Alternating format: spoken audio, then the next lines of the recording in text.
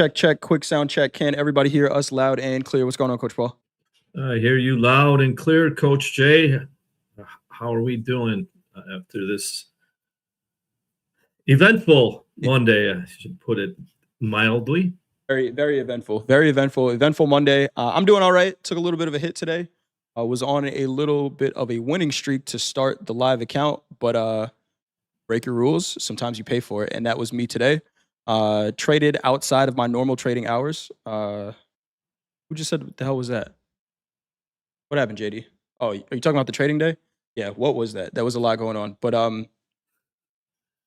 yeah, I traded outside my normal trading hours. We talked about this, and sometimes you pay for it. So daily loss limit day for me, but we still have an account to continue to trade. How was your day, Coach Paul? Good day. I didn't trade much. I just bought that breakout this on the S&P and the NASDAQ earlier today. And really nothing much else. The crude oil Market of 2026. There was nothing I could lean into in a part of a plan. We'll see tonight. But overall, good trading day. I didn't trade much. And by design.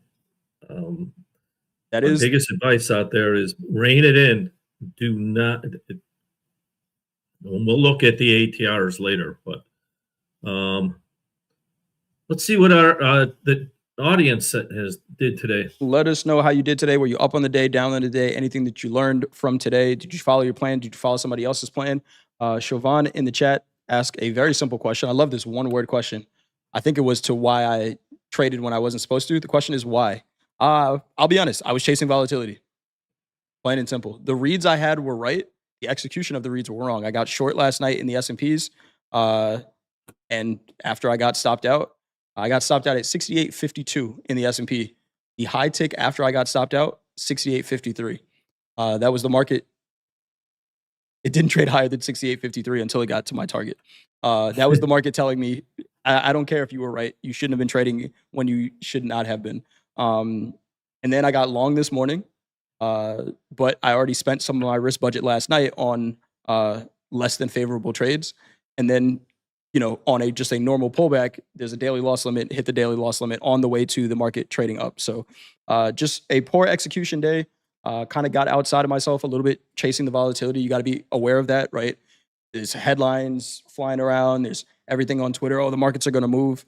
Yeah, I want to catch a piece of that too. And sometimes that can get you out of your game plan. Coach Paul, we coach basketball. We want to get the other team out of their game plan. We put on the full court press to make them make decisions faster than they really want to. That's what happened to me. I got caught in the press today and turned the ball over. So I'll be better. But you got to be aware of trading outside of your plan. I did, with that said, I did a practice account trading outside of my plan.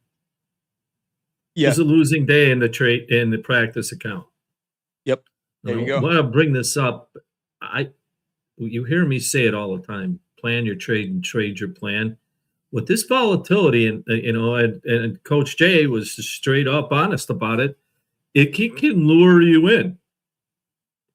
Because there's a lot of movement, and there's a lot of volatility.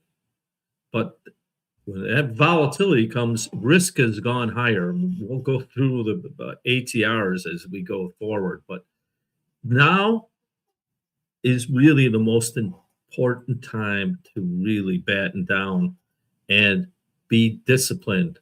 Your discipline, through discipline, you can reach your destiny. Without discipline in these type of markets, it's blown account. So focus. Don't be nervous, but just focus on taking those trades. Absolutely.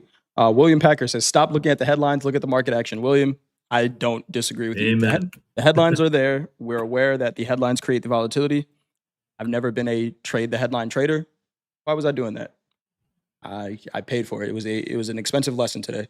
But let's take a look at the news as far as numbers go. We didn't have many planned. We did have some S&P manufacturing PMI number come out, 51.6. Forecast was 51.4. ISM manufacturing PMI came out at 52.4. Forecast was 51.5. Outside of that, really no planned numbers. The president was speaking a bunch today. But of course, everyone knows the headlines.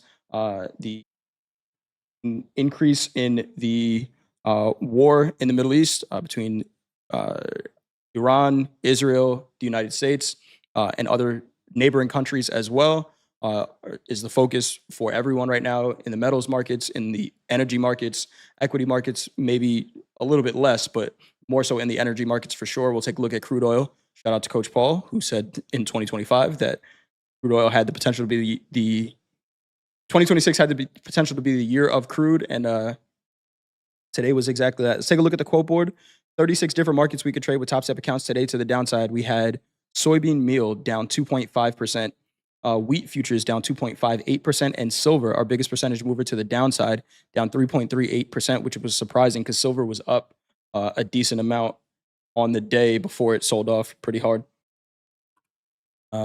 We had to the upside, we had micro Ethereum up 6.09%, crude oil up 6.91%, and heating oil, our biggest percentage mover to the upside, up 13.84% in heating oil.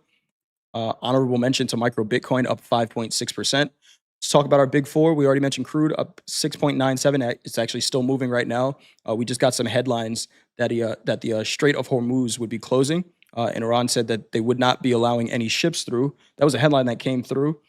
Let's make sure when we validate that one. But if that is the case, we may be seeing crude oil prices much higher. We'll talk about that more when we get to crude.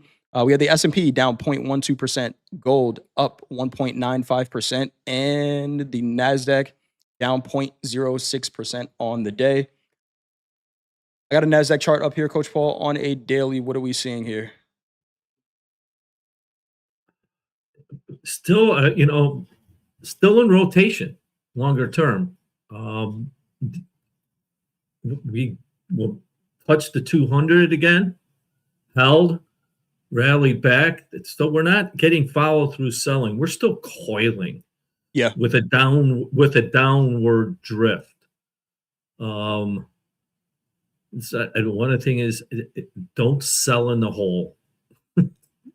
It's hard to do anyway, but it's not a good habit. But today was proof of that. Yeah. I think a lot of people thought we were going to have I saw people talking about limit down day. Mm-hmm. Wasn't it? No, and we held. Yeah. I think it was more of a short covering, some value buying, longer term buyers, but I think there was a little aggressive overnight because when we break that chart down into a shorter time frame, we'll see. But overall, it's not over yet for equities. Yeah. Definitely not. Let's take a look at the 30-minute here. You just said break it down to a shorter time frame chart. Actually, really quick on the daily, I just want to put all right. On the daily, the purple box is October 10th. That purple highlight is October 10th. Why is that important? Because we're right at 50% of it, which is where that 200 moving average is on the 30-minute chart as well. But 30-minute chart, here's last night's open, Coach Paul. We gapped down. On the open, we were down about just over 1% on the open. We came down. This dotted white line here is the 200 daily moving average, which is now the third time we've tested this moving average in the past 3 weeks. Tag that moving average down 1% and almost immediately, well, not immediately, but that was kind of the low. I actually want to go to a shorter time frame because I'm pretty sure, yeah, the first 3-minute candle did that. right? Yeah. We open up, tag that daily 200 moving average pretty much, and held from that point.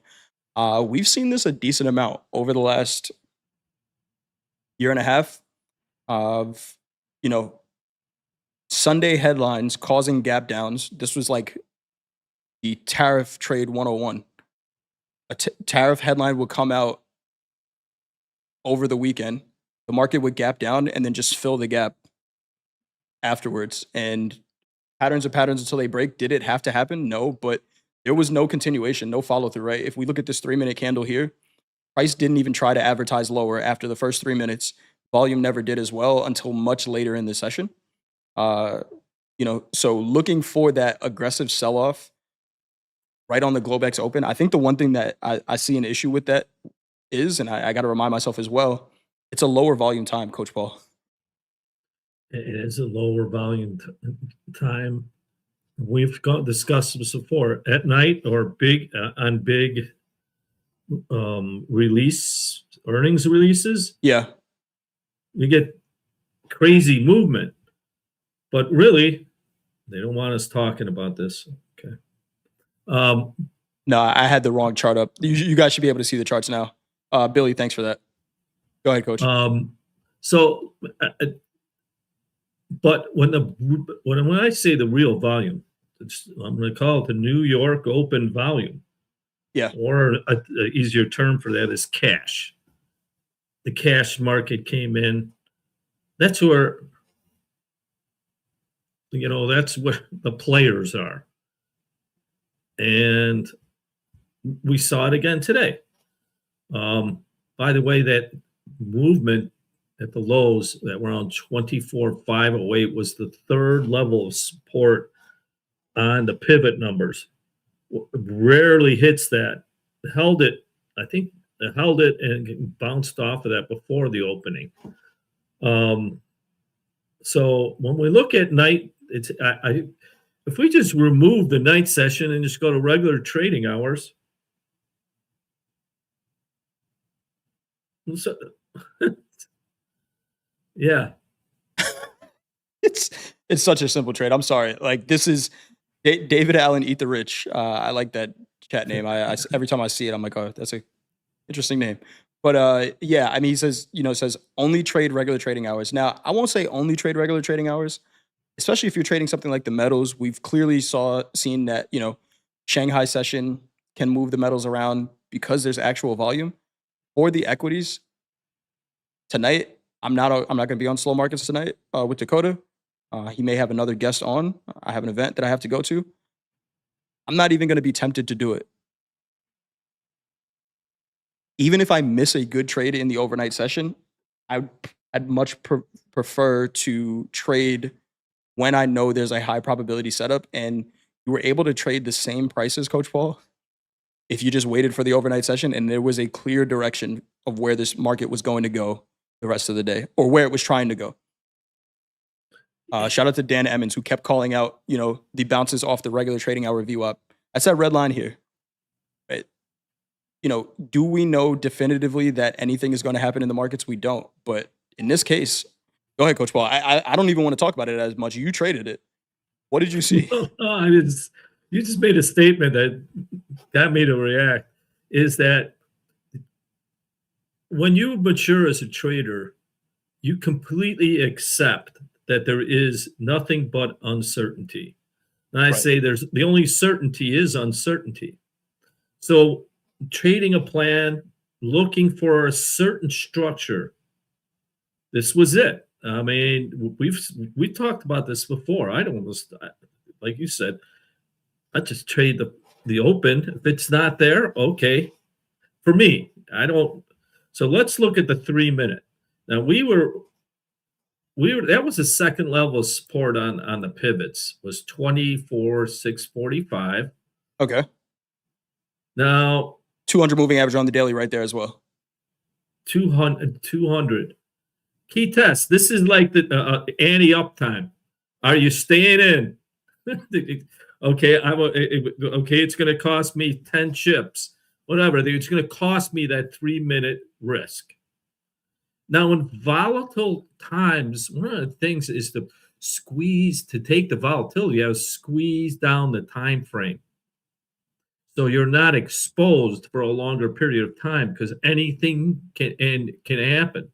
In this 3-minute off the 200 moving average, large buy volume, urgency. This is one of the rare cases you could just add to it. Beautiful puzzle. If you can afford the risk. Right. But in the museum, I think we could put that in the museum of great opening range breakouts. Yep. But I didn't even realize it was off that 200 daily moving average. Yeah, right there. This is the NASDAQ, so of course it's going to run it by 20 ticks, or 20 points. But I mean, yeah, I look at this now in hindsight, and I think, one of the things we do here, we talk about setups all the time, but it's all of it. It's the setup, it's the psychology, it's the risk management, it's all of it, right? That we get to kind of review, journal, backtest. This is a reminder to me that although there might be decent trades overnight for my setups, the highest quality setups happen during the New York session. Trade those. Unless there's something clearly going on in the overnight, or I'm trading the metals. But yeah, just a really nice push here. A bunch of tests of that New York session VWAP. We did close below 50% of that October 10th candle midpoint. 25.20 and a quarter is that price. So we're below that right now. We will see. With everything that has gone on so far and is going to continue to go on, the NASDAQ's not doing anything that it hasn't done in the past 6 months. The S&P either, right? We've just been in this range. NVIDIA was supposed to get us out of the range. CPI was supposed to get us out of the range. PPI was supposed to get us out of the range. Unfortunately, we're in a war right now. Everyone thought war was going to get us out of the range.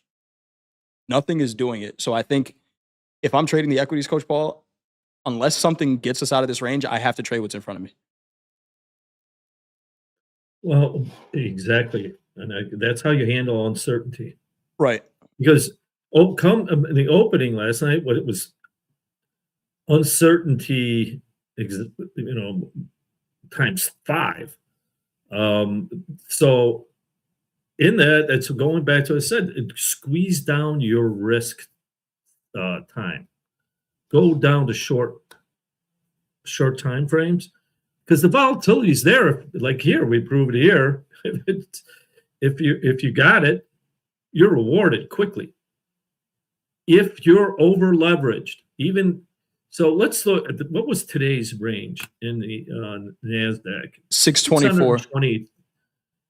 And what was the ATR coming into the day? Coming into the day, 460. Okay.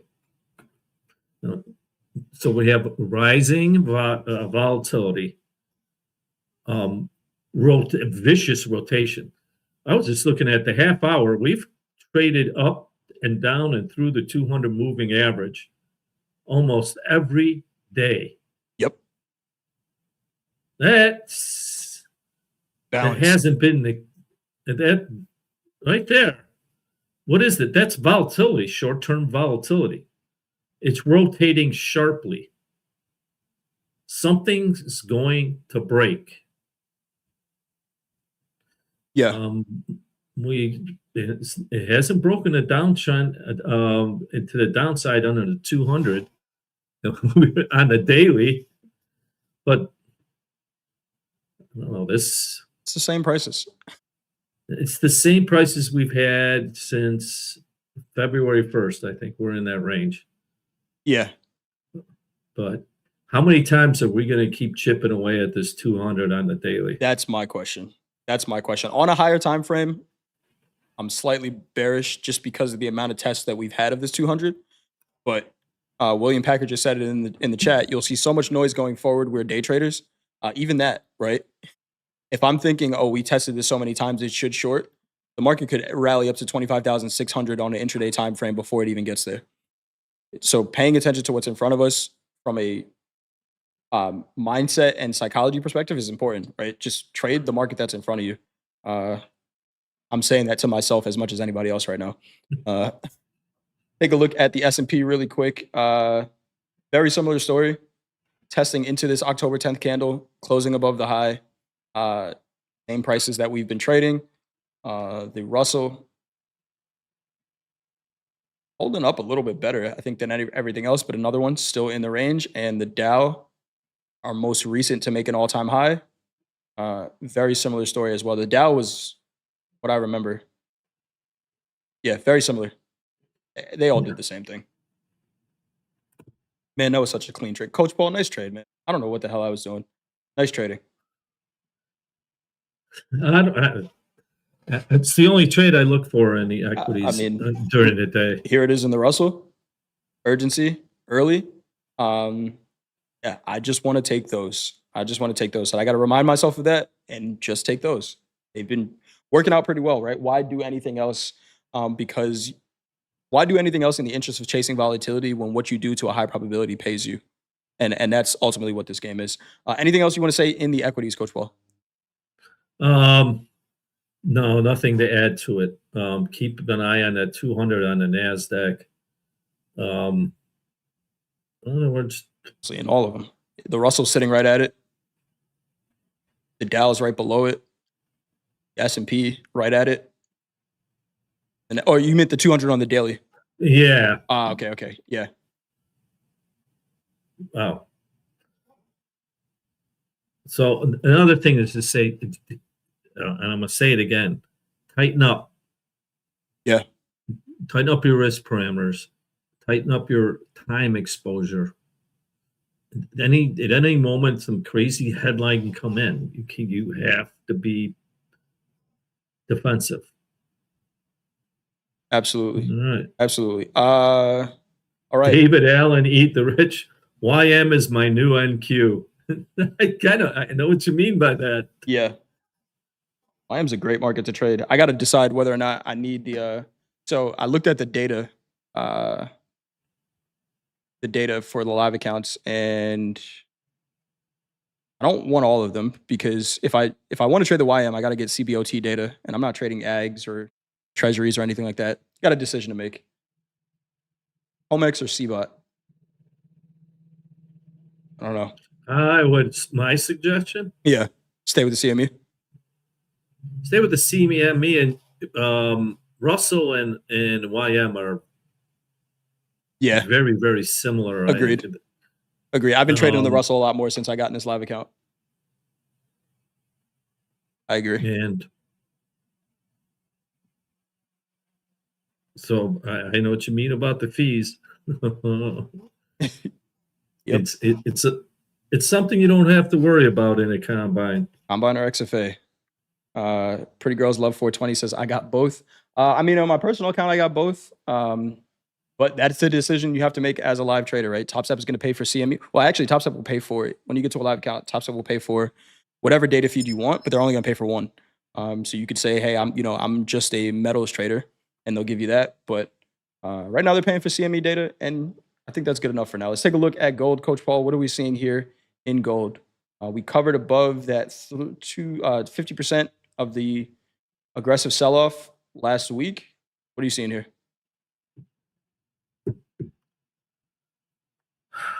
I think this is a very explosive chart. I have to restrain myself. Yeah, because we're day traders. But look at that curving low. If we put that line chart on, this is why I refer to it once a day. This is what I mean by bullish. If this market is owned, we had the test. Look at that. And now we're making a series of higher highs or higher lows. One of the things in the process of analyzing markets is what would your mindset be if you were short and long? Yeah. If I'm short, I'm nervous. There's a long-tailed cat in a room full of rocking chairs, as my friend from the South used to tell me. That's nervous. So very bullish chart. Um, with that said, this is not trading advice. I'm not in a prediction. It's the way this chart is set that makes me very bullish. Agreed. Agreed. The sell-off did not break structure. It was maybe a shakeout of I don't even know if I'd call them weak longs. I think it was a shakeout of greedy longs. Uh, you know, everyone at the end of January was saying gold 10,000, silver 500. Citadel said, "Hey, we're trading the metals too." And suddenly they got better prices. But now we're right back up, right? Held the 50-day moving average right back up. And I agree, Coach Paul, looking pretty bullish fundamentally with the news coming out. Is that bullish for metals? Maybe. But from that low, if we draw a trend line, 3 touch points, we're holding it. We're holding above the 20, 50 day, 200-day moving averages. Looks pretty bullish as well. We still got some work to do up here, attracting new volume. There was a decent amount of volume in gold today, highest volume we've seen in a long time on the daily. Or we can see this volume valley that we were in, but we're starting to come out of that. The day closed lower than it opened, but it was going to be tough to continue to rally here in gold after the gap up that we had. We gapped up 1.25% and pretty much traded in this range for the rest of the day outside of this little anomaly candle out here, which could be an anchor point for a J trade on a 30-minute. What are you seeing here, Coach Paul, on the 30? Well, we had that huge, massive gap. And that half an hour, that gap was even more dramatic on a 3 or 5 minute chart because most of that first half an hour happened in the first couple minutes. It's the first 3 minutes. Is that range? Yeah. So, but notice in that violence, VWAP is just flat. And then we rotated around that with no decision making. So, from my experience, that is forced covering. So, in other people who were short got margin calls or had to get the out of there. But there's no new buying. Went into rotation. And when we go back to the half hour, this was a tough.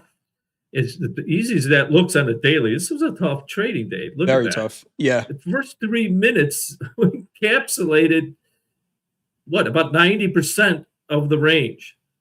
That is a $78 3-minute candle. And with that said, nothing. This was agreement. If we put in volume profile, point of control, probably I haven't looked at it yet. Probably where VWAP is. I could see it flipped up. It flipped up. It flipped up, came back down. So but all of that is we rotated around the highest price that was. Did we fill the gap? We did on this candle. We filled the gap. And then we had that hammer candle and a J trade on a half hour. Yep. So friendly. I mean, still, but it's when people have said it, and you're right, we're looking backwards, but we're analyzing the action, so we can have experience of and find edges. In this one, I did take a small buy in my practice account in gold when it broke that J trade high, but my live accounts, I'm not touching it yet. Now, if you're a range trader, you tell me how you should have a good day or how you would line that up. This was a tough one. I mean, it's such a large range, right? In gold, we're talking about a $159 range, high to low. extremely thin still. If you're trading the big contracts in gold, you are a brave soul, braver than me. It is extremely thin trading that market right now. We opted out of the opening range trade today, which turned out to be a great call. Here is the 1 minute opening range in gold. And, we decided that, with the volatility that we're seeing right now, did it play out to a decent trade? It did. The way we've been taking that trade is waiting for a candle close outside the range, which means we wouldn't have been long until here. And then at that point, the risk is $15. And it's just not worth the risk, really. So we decided not to take it. Good no take, right? Because again, we are opening up in the upper extreme. Volume is still in that first 30-minute range. I didn't like this trade. Neither did Hogue. Neither did JD. Good no take, and we fell apart. Right back to the lows of the range, Coach Paul, where we did have that J trade on a 3-minute. I'm keeping this candle marked out on our charts. We could add a VWAP to it. VWAP's not going to be leaving the range just yet, but it's close. And 53.29 is the high of that candle. 53.02 is the midpoint. VWAP from that candle, 53.18. If we hold above this, I agree with you. I think this is extremely bullish. It's interesting. We opened up on that 3-minute to the against the third level of resistance on the pivot points. That was 54.20. We went back above and tested it 3 times. Almost every continent. London, first Asia, Europe, and the United States, we could not get through it. But that, because it was such a big move. Yeah. You really, at that point, on that opening, what's it going to take to move that higher? New buyers. New buyers, yeah. So we would find that with volume, higher volume. We didn't get that either. So very rotational day in an uptrend. So I find it very friendly action on the day. We'll see what tomorrow brings. Absolutely. I think we can. You want to talk silver, or you want to just get right to it? Man, we can talk silver. Actually, it was a lot weaker than gold. It has been. That rotation is flight to quality. Yeah. I'll call it. Because we did gap higher by the smallest of margins. You'd have to. So it would completely. We made the high in the first 3 minutes. By the way, that was second level resistance at 97.56. Yeah. That area, that 3-minute on the opening, I think that was most of the range. And it was set early. Now, this didn't rotate. This was a directional downside trade. It was different distribution than gold. Yeah, The much gold different. silver ratio probably had something to do with it, but people in flight to safety, gold rules. So look, yeah, did you see that 3-minute? This And is it had some urgency. This is the 30, but Yeah. you said the 3-minute No. open from last night. Yeah. Oh. That was the half-hour range. Yeah, that was yeah. Here's the 3-minute. So at those, this was a little different. I mean, much different than gold. It didn't follow through. It had the smallest of gaps, if you could even say that. It did fill it late in the day. We rallied back a bit, but silver actually broke down almost to the second level of resistance versus gold was above the pivot all day. So each market My book is different. There's no, especially in the metals, in any market, it has its own pattern. And it shows here. And silver was rejected early and really didn't recover. Yeah. Yeah. Much weaker market here in silver, closing at that $90 level, but much weaker market there. I haven't traded it much. It's still been pretty thin, trading low volume, but technically it is still trading pretty well. If you can trade the micros and you're trading the metals right now, silver is a technically still a good trade. Market of 2026 we got to get to, but first I want to answer a comment here from David Lopez. Man, I got taken to the cleaners today. I lost all 5 of my funded accounts.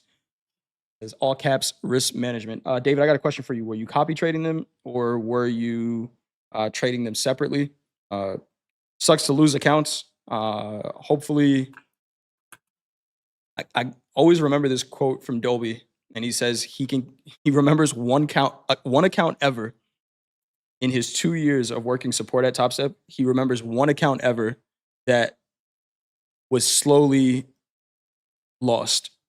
Right? Where like somebody had a daily loss limit and they just consistently hit that daily loss limit, getting unfortunate and then losing the account. More often than not, it's a blow up.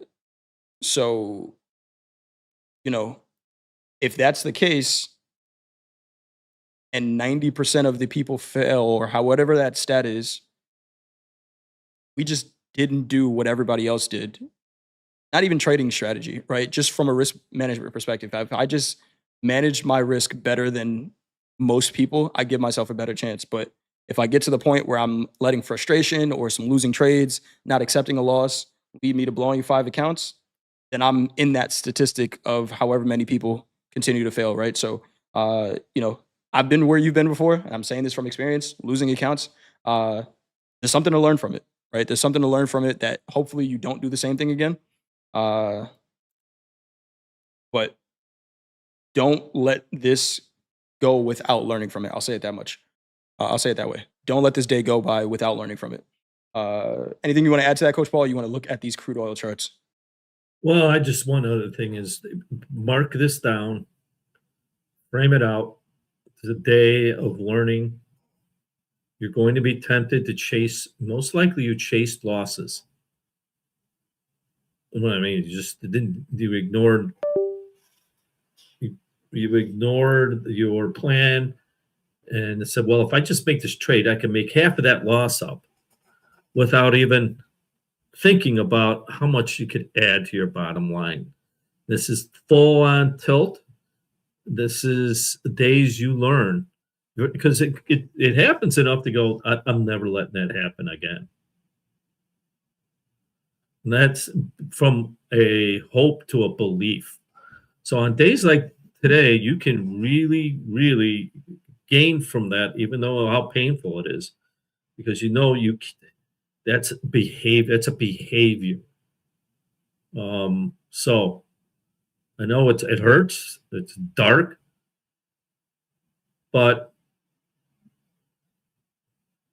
understand this can be the day that changes your behavior.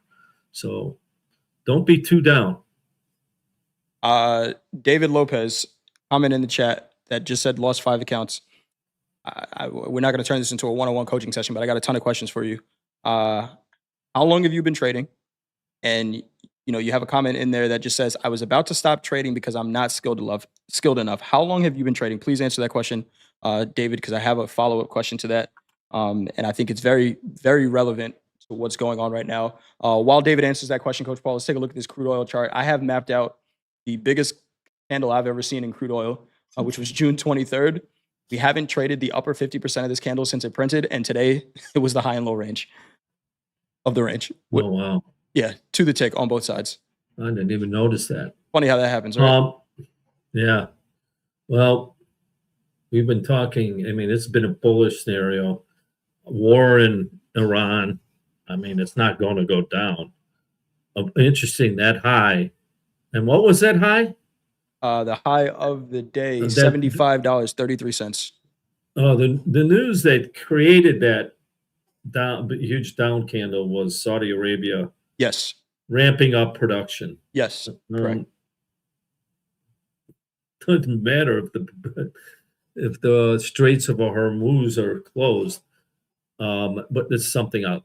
Technically, right up there, rejected, but still had a bullish close, and still it did not close the gap. Yeah.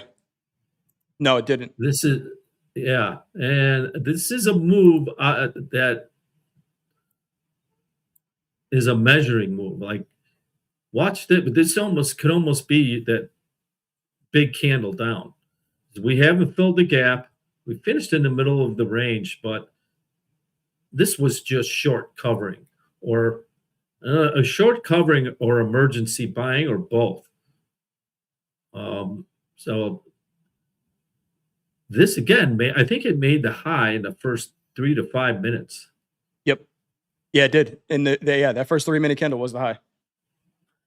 Pretty much right on the open, ticked up a couple ticks, and then just fell apart. This is a $4 move in 9 minutes in gold. That's insane. So I didn't trade it. Yeah. I wasn't long. But in this kind of volatility, I've been caught in those situations too many times. Yep. I'm just a speculator. I'm a day trader. Now you have longer term buyers meeting longer term sellers, and that happens less than 1% of the time. Right. You don't want to be involved in that. There's no flow into it. It's like catching the first edge of a flood. So now we got information tomorrow, or actually tonight, on that opening. I'll look for an opportunity. I'll start trading again. But under here's the market makers. They're backing off. Yeah. They're squeezing their size down. If you are large funds aren't jumping in, they're not supplying, so liquidity gets taken out. Because if you don't have to be in there, and the smart money that isn't in there, it's not about to get in there. Yeah. I've done this before. Okay, this is good, and it usually doesn't end up well. You end up being part of the sausage material. But let's look at that first 3 minutes and see if we had urgency.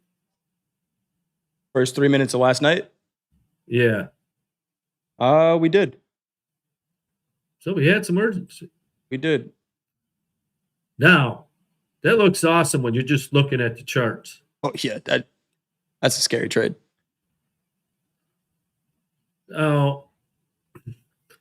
And I'm just starting to put it out there. These are structures. They look great. Yeah. But what happens when we put on the position? We got to face variance or volatility. Yep. And extreme volatility in this case. So there was a good comment here about I just don't have the skills for it, so I backed off. Who was that just recently? David Lopez. We got a follow-up conversation with David coming up. But yeah, go ahead, Coach. There you go. You're learning. Mm-hmm. And when you see that large of a candle in the first 3 minutes, if you're going to take that sell because there's urgency, understand that it's going to be volatile. Looking at it this way, you didn't have to go through any of the emotion or any of the anxiety of that trade. With experience, the wisdom comes. Yeah. Now, even though that's a 2-to-1, I'm not trading it. I'm stepping away. Yeah. Because too much volatility. Is that a 2-to-1? Depends where you set your risk. On the other side of the range, no. No. And I mean, it's tough on a day like today where we gapped up so much. The first candle is a $4 candle to the downside, or $2.50 candles to the downside. how much range are we really expecting on a day like today? We looked below that $70 level. We looked at it a couple times. A really nice opening range trade for the house account this morning in crude oil. We talked about, hey, do we take this trade or not? Very similar to gold. Is it worth the risk of the trade? And where we were trading at the time, I thought it did make sense. VWAP was kind of flat. We had that gap below, and we got some urgency on the 1 minute, and turned out to be a pretty good trade. Opportunity on both sides of this market today, with it being in such a wide range. But I think on a higher time frame, I agree with you, Coach Paul. I'm looking to the long side in crude. Let's get to this David Lopez conversation. David, thanks for sharing. We're not going to center you in the conversation. I just asked some questions because, and you're not the only trader that goes through this stuff. We all experience the same things. So, a couple of things here, right? David said, taken to the cleaners today, lost 5 accounts. Copy trading, I need to remember that you see profit, take profit, or know that today would be a good day to sit out. I was about to stop trading because I'm not skilled enough. It's my second year. I've only traded with Topstep because of the education given through Discord, tutoring videos, and Topstep TV. We appreciate you joining us, David. Hopefully anything that we're doing is helping you with your trading journey. It says, only trading MNQ 3 micros per trade. It was completely my fault. I love taking the accountability. That is why I like At the Buzzer, because you two put it back in reality. Thanks. Thanks, David, for joining. And again, I'm reading that out because that's you right now, David, but that has been me as a trader. That's been Coach Paul as a trader. That has been probably all of us. One of the things that we've said a couple of times here, and that's why I asked what market you're trading. Even if you're trading the micro NASDAQ, it's a great market to trade. Shout out to my guy to the right of me, trading a lot more in micro NASDAQ recently, right? And I think I've actually gone the other way. I've been trading it less.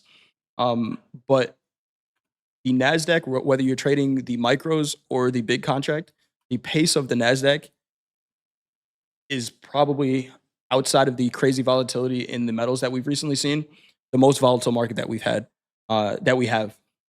It's one of the thinnest equity markets. It's the most volatile. It's where all of the eyes are. So there's a ton of volatility there. So I like that you're trading the micros, but even 3, maybe reserve 3 micros for the highest quality trade setups, right? Where I would take this trade 9.5 times out of 10. That gets a 3 lot. Everything else maybe gets a feeler. You said you're 2 years into trading. When I started to really accept that I needed somebody else to kind of show me the ropes with trading, I was always like, oh yeah, let's trade Apple. And we were trading stocks. Let's trade Apple stock. Let's trade, all of these big names. Let's trade Microsoft. And the one thing my trading mentor used to say, he's like, you can either trade Apple or Microsoft, where the entire world is looking at Apple and Microsoft, and you're going against the best traders in the world, or you could find this $5 small cap stock or $10 small cap stock and read the volume there, and they were easier trades. And once I accepted that maybe I wasn't yet this big trader that, I trade Apple, I trade, S&P stock. Who the hell trades S&P stock on a day trade, right? But that's my mindset. That's what I thought I was supposed to do. Once I accepted the fact that, hey, there are other maybe easier markets to trade, especially from my perspective, again, trading volume. There's so much volume that trades in SPY stock that you can't even tell what the hell is happening, right? It's so efficient that it's hard to imagine what's happening. Once I accepted that, trading got a lot easier. And you're trading the NASDAQ right now. You're 2 years in. I'm also conscious of the fact that you watch Topstep TV. We trade the NASDAQ a lot. What we do at the Buzzer, we talk about other markets. If you're going back into a combine or a practice account, I would say over this next period of continued learning in your trading, add something like the Russell to your trading right now and see if your process fits trading a less volatile market. The NASDAQ is the NASDAQ. Everyone runs to it because of the volatility. Trust me, I do it as well. But there are times where I realize, and I'm 14 years in, that I need to slow myself down and just trade something simpler. If I look at the P&L for my XFA that got called up to this live account and now the live account, there isn't a large percentage of the profit that comes from trading the NASDAQ. It comes from trading the metals with the volatility, but then it comes from trading the S&P and the Russell. So that would be my suggestion. But you're 2 years in. There's still a lot to learn. Still a lot to learn. You got to 5 funded accounts, so you're doing something right. Hopefully, it's not over leverage, and I just got to 5. But then I would also say, and I'm just thinking back to if I was trading in my second year from learning from my trading mentor, and I said, "Hey, I want to multiply my results by 5," he would have kicked me out of his group because that's a monetary focused action, which is okay, right? Yes, we are trading to make money at the end of the day, but he would have said 2 years in, you may still be in a learning phase, not an earning phase. Trying to multiply your results by 5 when maybe you're not extremely confident in your trading strategy right now might be an unfair expectation to put on yourselves. And that goes for anybody who's new to this. So, David, thanks for sharing, but that's what I have on that. Coach Paul, anything you want to add to that? Yeah, just one thing is that when we're trading, just taking the most like Nasdaq, would you, if you're just starting out, would you, and you went to a ranch and you looked at, oh, I got to get a horse to ride, and you looked out there, would you pick that horse that was bucking and bronking all over the place, Right. or would you just get the smoother pony? 2 steps from a glue factory. Yeah. Yeah, that's where you learn to ride a horse. Right. It's much the same here. You don't have to get on that wild bucking bronco. Mm-hmm. When you have more experience and you understand horseback riding more, all right, that now I have the skill to go to a wilder horse, much the same in trading. So learn from that lesson. One of the best traders I ever knew. He was a soybean trader. He was a big trader. And I've told this story before, and I'll tell it again. We became friends with him. I asked, "Well, how did you learn to trade soybeans like that?" He goes, "I started in the oats." Now, the oats would be micro, like starting with micros in a dead market, like the Japanese yen. Right. I mean, he goes, "Yeah, I had to build a skill. I had to spend 2 years in there and hone my craft." And then he just didn't go on to soybeans. He went to corn. Spent 3-4 years there.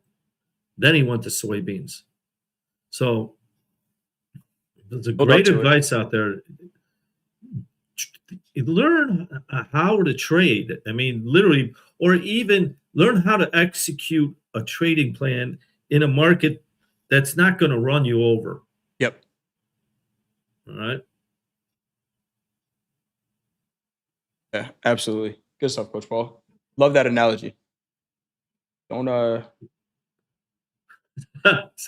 give a quick one. I know that my cousins own a farm. Oh yeah. And when I was a kid, I used to go there, and now my cousins my age are great and right. They used to ride bareback. So I'm like, "Oh, I'll join you."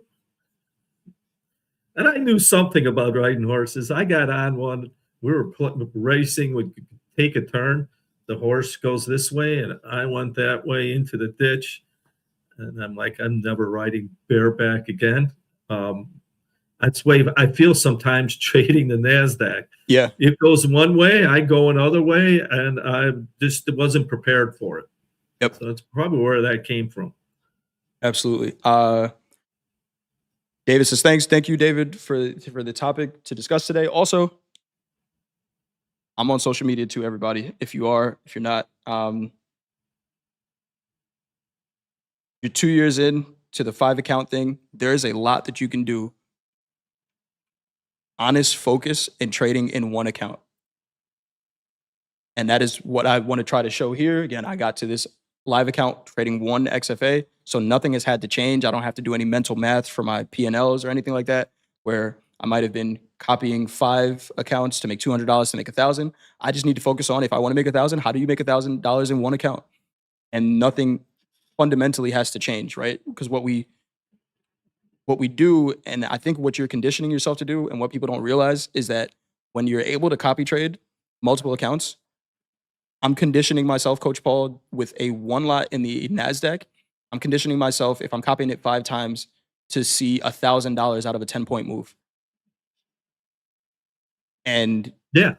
that is not the reality, right? You're making $200, but you're doing it 5 times. And then if and when, knows if the prop space changes or you want to trade your own account or anything like that, you're conditioned to see a certain dollar amount attached to a certain move with a certain position size. 1 lot times 10 points in the NASDAQ is 200 times 5 is 1,000. My brain doesn't do all that math. It sees 1 lot, it sees a 10-point trade, $1,000, right? And then now it's okay, maybe now I have to put on a 5 lot to get that same trade. If you just condition yourself to train with one account, to trade with one account, you'll be much better when you have to trade that one. I know right now there's a bunch of deals going on for $20 or 20 accounts in certain places. Hey, do what you want. I can't tell anybody what to do. I just want to ask, why the hell does anybody need to trade 20 accounts personally? But hey, we're all adults. We can do what we want. Sounds like spinning a lot of plates to me. Coach Paul, any other markets you want to?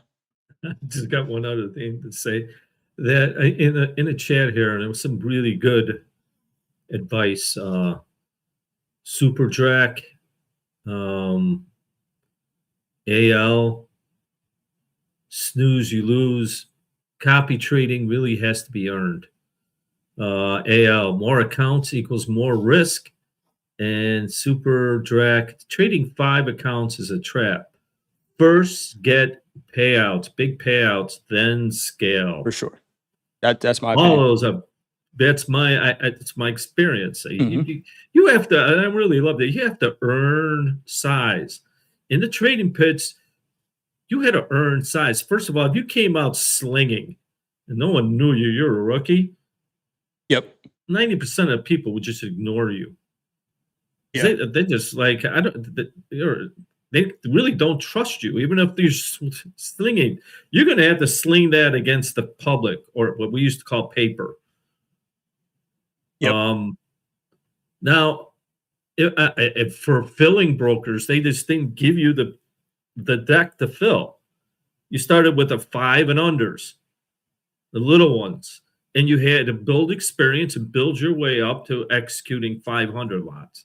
It takes some skill. It's much the same here. And you could do that, but your life expectancy is short. It's like we used to call them shooting. It was a shooting star. Yeah.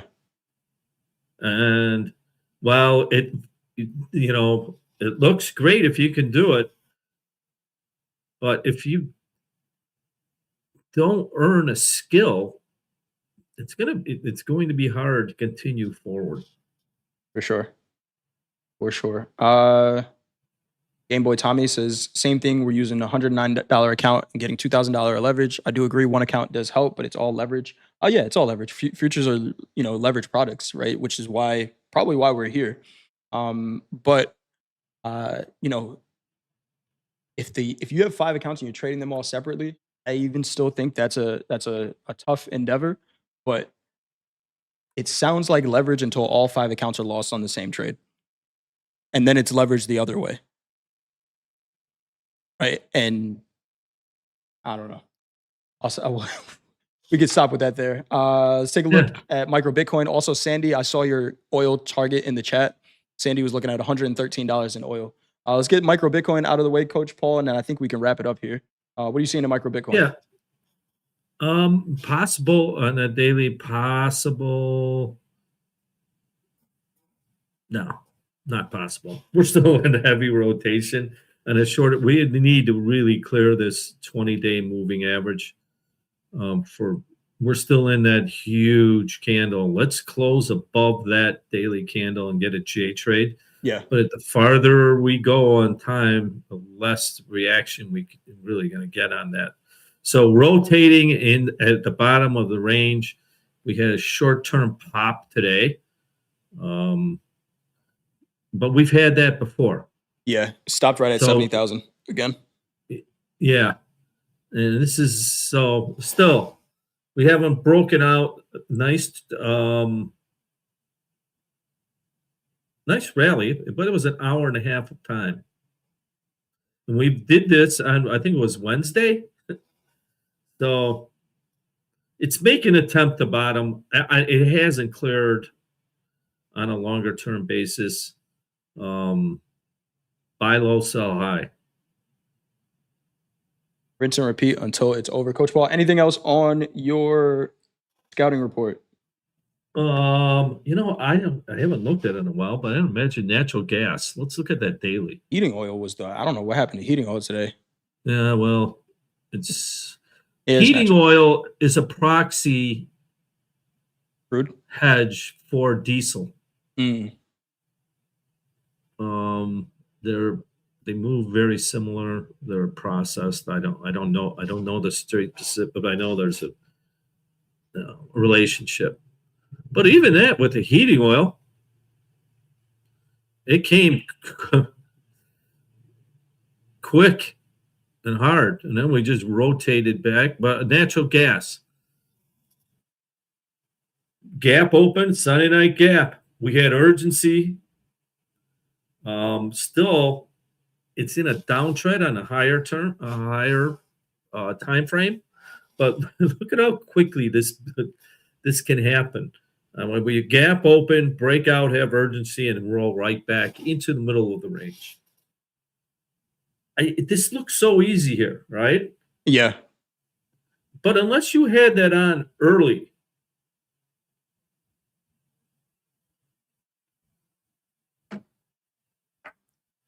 it's still. When does natural gas move? 7 o'clock Central. 7 Central or midnight Eastern. Yeah. Now, with the war going on,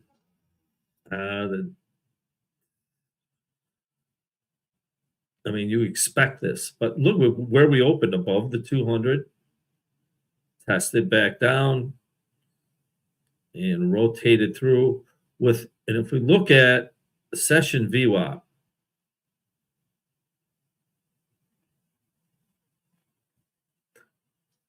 now you keep hearing about patience. When does session VWAP begin to tick up? Right around midnight right there. Eastern time, when that volume starts to step in. Yeah.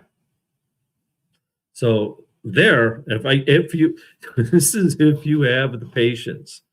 If you went really early and just go, this is going to the moon. We got a war in the Middle East, and this is good. Well, could you have held on to that counter move? It's questionable. Yeah. But if you're patient and let the market lead you, that's the shark. Now, we haven't used that term in a while, but the shark to me is now session VWAP. Don't swim out in front of that shark. If we go to a daily,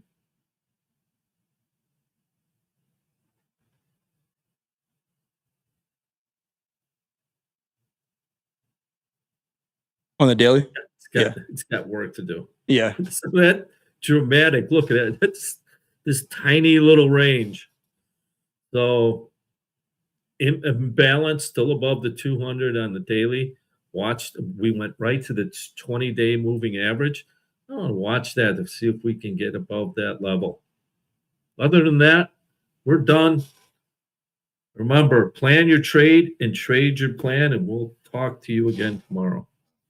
Trade well, everybody. We got coaches doing classes in Discord after this. Coach Hoop at 6 p.m. Eastern time. And then after that, we have Coach Ray, 7 p.m. Eastern. Coach Vince at 8 p.m. Eastern. Dakota is starting slow markets early tonight at 8 p.m. as well. They have special guests there. Aaron with the London trade. London Open, 2:30 Eastern time. D with metal markets at 5:30 Eastern. Then we'll be back for the opening call, 8:15 Eastern time tomorrow morning. Trading for Jesus says, can you guys go over analysis for Asia and why? We went over gold earlier. Honestly, my analysis is going to be, we talked about it, right? This 30-minute candle here, 53.29.30 is the high of that candle. Why did I frame this one out? It's the highest volume 30-minute candle of the session. It's a J trade so far, as long as it holds. Don't worry about it. I'm going to anchor a VWAP to that candle, and as long as the market holds above that, I'm looking to be bullish. Market starts to trade below this, then I'm looking for a rotation back through this 30-minute candle. But like we say all the time, you have a plan. You have to trade the markets in real time and what they present to us. So open it up for that Asia session, see how the market trades from there, and take your opportunities. Last thing I want to do is get anchored to a bias after having a down day to start the week. I'm going to let the market do the rest of the work the rest of the week. My job is to just find where I fall in line. That's usually what pays me at the end of the day. So trade well, everybody. Manage your risk, and we will see you all tomorrow. Bye. Bye.